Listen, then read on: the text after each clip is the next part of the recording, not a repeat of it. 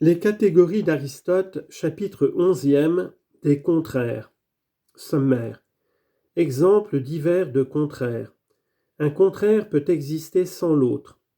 Le sujet des contraires est le même, soit en espèce, soit en genre.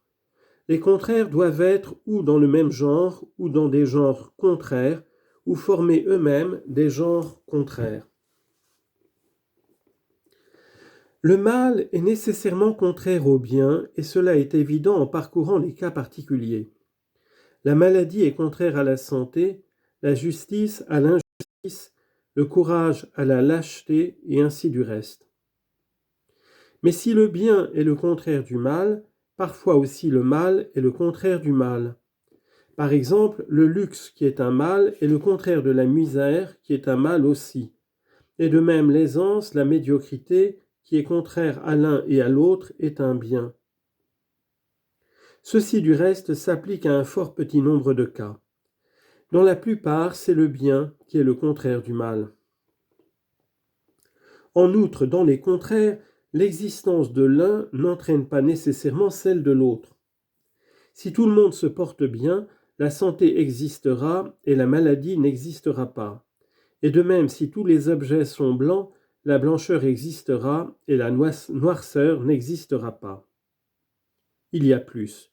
Si Socrate se porte bien et contraire à l'affirmation Socrate est malade, comme il n'est pas possible que les deux choses existent à la fois dans le même individu, il est impossible aussi que l'un des contraires existants, l'autre existe aussi. Car si ce fait Socrate se porte bien existe, cet autre fait Socrate est malade n'existe pas. Il est évident que les contraires sont naturellement applicables à un objet identique, soit en genre, soit en espèce. Ainsi, la maladie et la santé sont naturellement placées dans le corps de l'animal. La blancheur et la noirceur ne peuvent être non plus que dans le corps, la justice et l'iniquité, que dans le cœur de l'homme. Il faut nécessairement pour tous les contraires qu'ils soient ou dans des genres contraires, ou dans le même genre, ou enfin qu'ils soient eux-mêmes des genres. Noir et blanc appartiennent à un même genre, puisque la couleur est le genre de tous les deux. Justice et iniquité sont dans des genres contraires, car le genre de l'un c'est la vertu, celui de l'autre c'est le vice. Enfin, le bien et le mal ne sont pas dans un genre, mais ils sont eux-mêmes genres de certaines choses. Chapitre 12 de la priorité. Sommaire. 4 espèces principales de priorité. Premièrement, relativement au temps. Deuxièmement, relativement à la non-réciprocité. Troisièmement, relativement à l'ordre. Quatrièmement, relativement au mérite. On peut distinguer encore une 5e espèce de priorité, la priorité de nature. Une chose peut être antérieure à une autre de 4 façons différentes. D'abord, et de la manière la plus spéciale, relativement au temps, d'après lequel une chose est dite plus vieille ou plus ancienne qu'une autre. En effet, par cela seul qu'il s'est écoulé un espace de temps plus considérable, la chose est appelée plus vieille ou plus ancienne. En second lieu, la priorité appartient à toutes les choses qui ne rendent pas réciproquement la consécution d'existence. Ainsi, un précède deux parce que deux existant, il s'ensuit sur le champ qu'un existe. Tandis qu'un existant, il ne s'ensuit pas nécessairement que deux existent. Et l'un ne suit pas réciproquement l'existence du reste. Ainsi donc, une chose semble être première quand il n'en sort pas réciproquement l'existence d'une autre. En troisième lieu, l'idée de priorité s'applique à un ordre quelconque, comme dans les sciences et dans les discours. Dans les sciences démonstratives, il y a priorité et la postériorité selon un certain ordre. Ainsi, les éléments précèdent en ordre les démonstrations de géométrie. Et dans la grammaire, les lettres précèdent les syllabes. Et de même dans les discours, l'exorde est selon l'ordre avant la narration. Outre ces priorités qu'on vient d'énumérer, on peut dire encore que le mieux, le plus honorable, tient par nature le premier rang. C'est ainsi que l'on dit généralement que l'homme qu'on estime le plus, qu'on aime le plus, est le premier des hommes. Mais de tous les modes de priorité, ce dernier est le moins commun. Tels sont à peu près tous les modes de priorité. Mais peut-être pourrait-on croire qu'outre tout cela, il en existe encore un autre.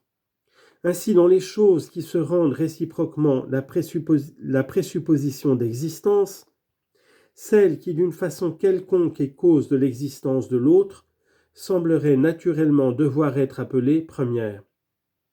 Or, il est évident qu'il y a certaines choses de ce genre.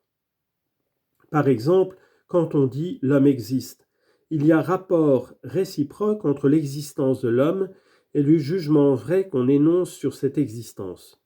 En effet, si l'homme existe, le jugement par lequel nous déclarons que l'homme existe est vrai. Et la réciproque n'est pas moins juste, car si le jugement par lequel nous déclarons que l'homme existe est vrai, l'homme existe aussi véritablement.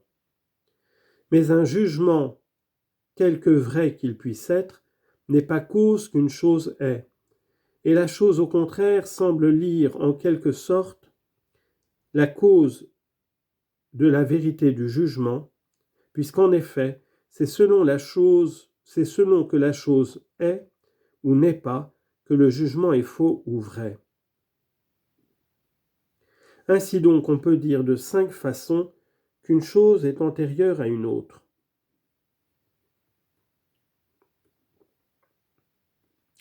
Chapitre 13 de la simultanéité.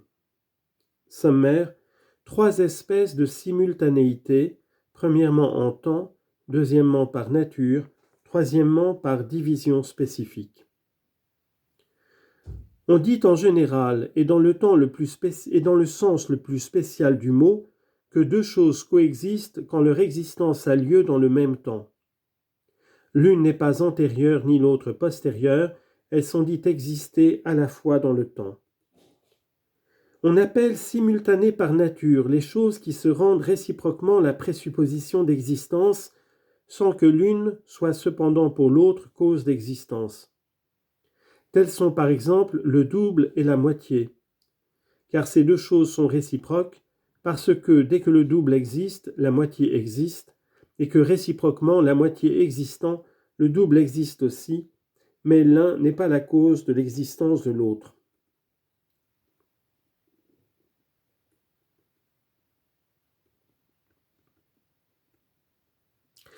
Les choses d'un même genre, mais placées dans des divisions différentes les unes des autres, sont dites aussi simultanées par nature. Placées dans des divisions différentes les unes des autres, se dit des choses comprises dans une même division. Par exemple, le volatile est divisé par opposition en terrestre et en aquatique. Terrestre et aquatique, en effet, sortis du même genre, sont des divisions opposées l'une à l'autre.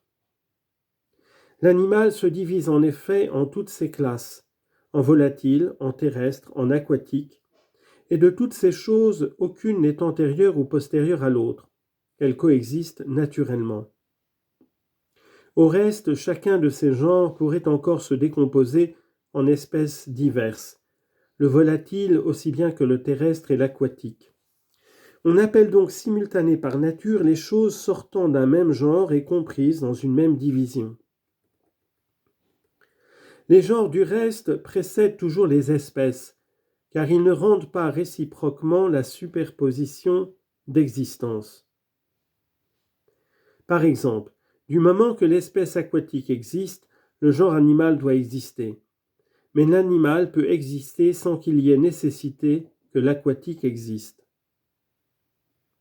Ainsi donc, on appelle simultanées par nature des choses qui, réciproques quant à la supposition d'existence, ne sont pas cause d'existence l'une pour l'autre, et les choses d'un même genre séparées par division opposées entre elles. D'une manière générale, on appelle simultanées les choses dont l'existence se produit dans le même temps.